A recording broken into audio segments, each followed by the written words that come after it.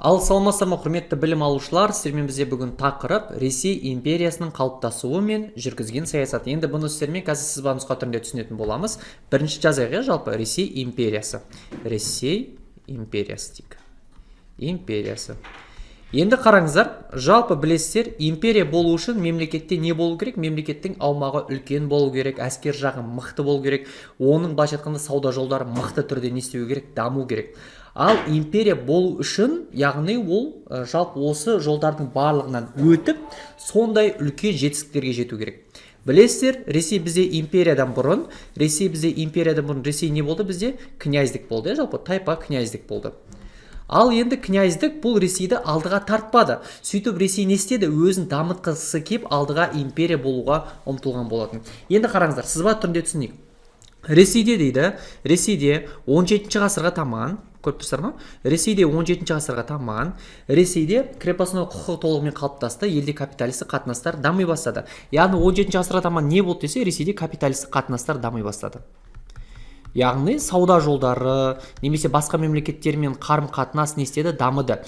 Бұл кезде Ресей капиталистік қатынастар дамыды, бірақ Ресей артта қалып тұрды. Сөйтіп Ресейді дамытатын мықты тауар өндірістер керек болды, теңізге шығып басқа көрші елдермен сауда жасасу керек болды. Бірақ Ресей не істеді? Ешқандай сауда жолдарына шыға алмады. Ресей тек қана бір-ақ теңізге ғана шықты, ол қай теңіз? Ақ теңіз. Енді қараңыздар, елде капиталист қатынастар пайда бола бастады, тауар ақша айналымы дамыды, шағын тауар өндірісі өсті, өндіріс орындары пайда болды. Ресейде, яғни түрлі тауарлар өндірісі бойынша қалалардың мамандығын күшейіп, жалпы Ресей нарығы қалыптасты. Өнеркәсіппен қатар мәдениет саласы жетілдіру керек деп болды. Ресейге теңіз шығу жолдарын қарастырып, батыс Еуропа елдерімен сауда-саттық және мәдени байланыстардың ыңғайлы жолдарын орнату қажет болды. Бірақ Ресей тек қана бір-ақ теңізге ғана шығады. Ол қандай теңіз? Ақ теңіз.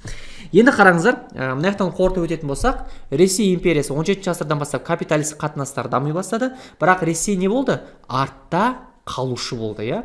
Енді Ресей артта қалмай алдыңғы қатарға шығу үшін ол көптеген теңіздер керек болды. Ресейдің өзі шыға алатын тек қана бір-ақ теңізі бар. Ол қандай теңіз бізде? Ақ теңіз. Ақ теңіз деп айтады жалпы. Бұл ақ теңіз білесіздер, 5-6 ай бойы мұз басып жатқандықтан ояққа не істеді? Ресей көбінесе шыға алмады. Сондықтан да олардың жаңадан көздеген жері бұл бізде қандай теңіз болды? Қара теңіз болды. Енді теңізден бұрын мынаған тоқталайық жалпы. Теңізден бұрын мынаған тоқталайық қазір 1 минут. Теңізден бұрын мынаған тоқталсақ. Бізде Ресейде осы империяға айналдырған кісі бірінші Петр деген кісі болады.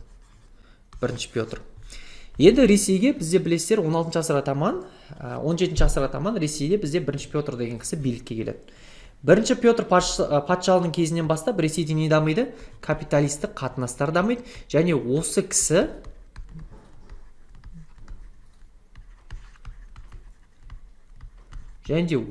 бізде не істейді? Ресейді империяға айналдырған тұңғыс кісі болады. Түсіндіңіздер ме? Яғни сіздерге тест сұрағында келеді.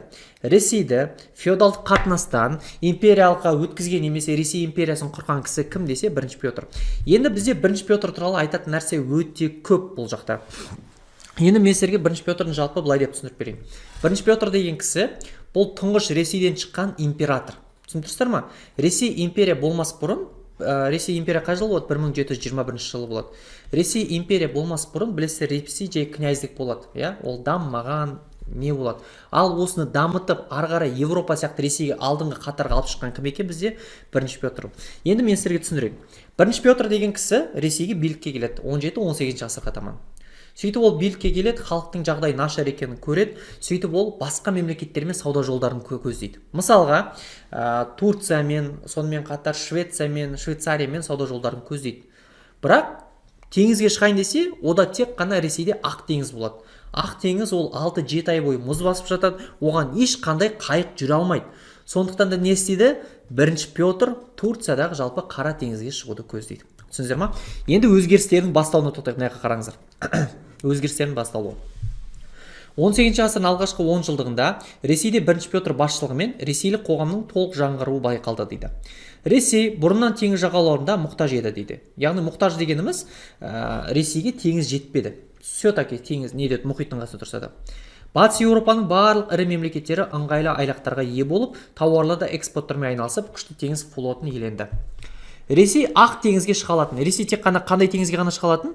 Ақ теңізге. Осыны ұмытпаңыздар, өйткені бұл сіздерге тест сұрақтарында келеді.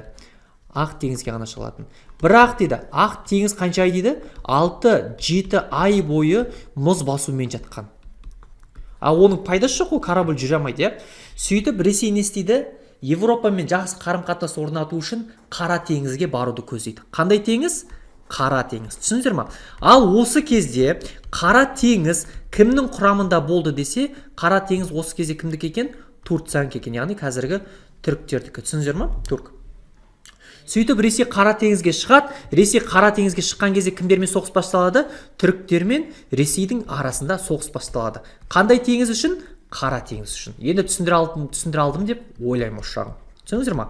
Яғни былай ғой, Ресей Қара теңізге шықса, Европамен сауда байланыстарын жасай алады.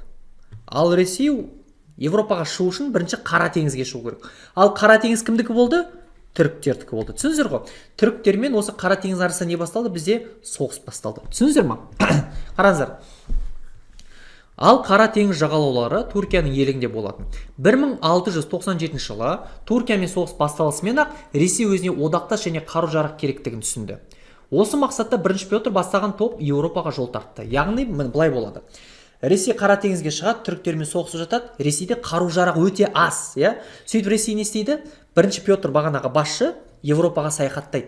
Еуропаға саяхаттаудың мақсаты не десе, Еуропадан қару-жарақ алып келу. Кімге қарсы соғыс ашу? Түріктерге қарсы Еуропадан қару-жарақ алып соғыс ашу. Міне осыны бізде тарихта не деп айтады? Ұлы елшілік деп айтады. 1697-тен 1968 жылға дейін ресейлік дворяндардың дипломатиялық мақсаты және маңызды сапары. Енді сіздерге қарапайым тілмен түсіндірейін. Ресей тек қана Ақ теңізге ғана шығады, басқа теңізге шыға алмайды. Сондықтан да Ресей не істейді? Осы Қара теңізге шыққан кезде, былайша айтқанда, Түркиямен соғыс басталып кетеді. Сол кезде Ресейдің басшысы бірінші Петр Европаға барады. Европаның баруға тарихта ұлы елшілік деп айтады. Сөйтіп бірінші Петр Европаға барады. Европаға барады да таң қалады. Европада қалалар қандай әдемі, күшті, керемет деп айтады. Сол кезде қалалардың салынуына қарап бірінші Петр не істейді? Қарап қызығады. Сөйтіп бірінші Петр мен Ресейді Европа сияқты жасаймын деп айтады. Түсіндіңіздер ме? Осы жақ маңызды факт, осыны біз білу керекпіз. Өйткені білесіздер, бірінші Петр өз қаласын салады. Қазіргі таңда Ресейде бар Санкт-Петербург деген. Егер араларыңызда барып көрген оқушылар, білім алушылар болса, жалпы осы қалаға барсаңыздар, шынымен де Санкт-Петербург қаласы бізде кішкене қай жаққа ұқсайды екен? Европаға ұқсайды екен. Түсіндіңіздер ме? Осы қала сондай не істеген? Бірінші Петрдің Европалық еліктеушілігімен салынған екен. Енді қараңыздар, бірінші Петр сыртқы саясаттағы басты тарихи мәселесі бұл Балтық теңізінен шығу болды.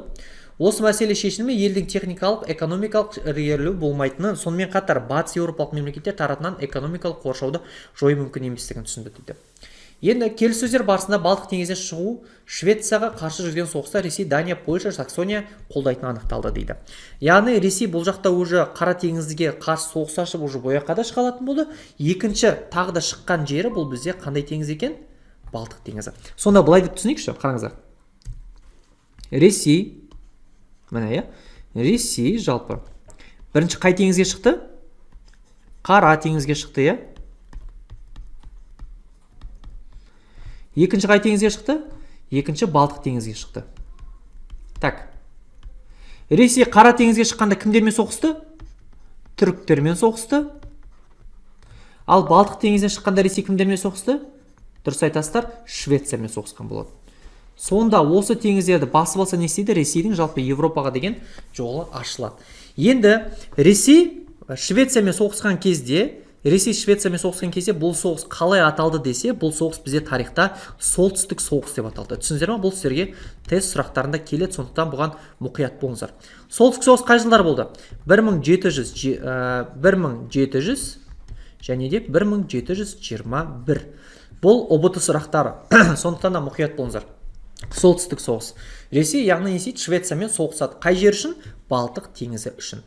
Түбінде Ресей не істейді? Ресей жеңіп шығады. Осы кезде мына жақта бізде түрте кететін маңызды факторлар бар. Бұл қандай фактор десек, Ресейді осы солтүстік соғыста Ресейді кімдер қолдады десе, Ресейді бізде кімдер екен? Мына жақта тұр.